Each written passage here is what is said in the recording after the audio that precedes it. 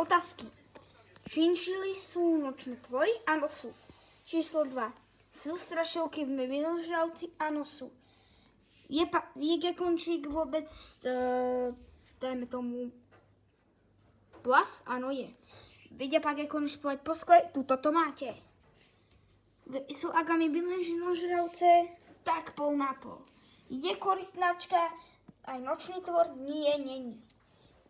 Sú myši šežravce a nezmary? Nie sú nezmary, ale sú šežravce. Je naša horča Charlie najstarší jedinec mojho chovu? Áno, je. A je náš králik jeden z najmladších? Áno, je.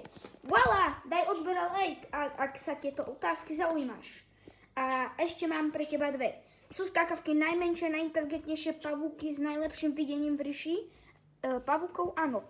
Je modlivka azijská jedna z najpreživejších modlivok, čo existujú? Áno.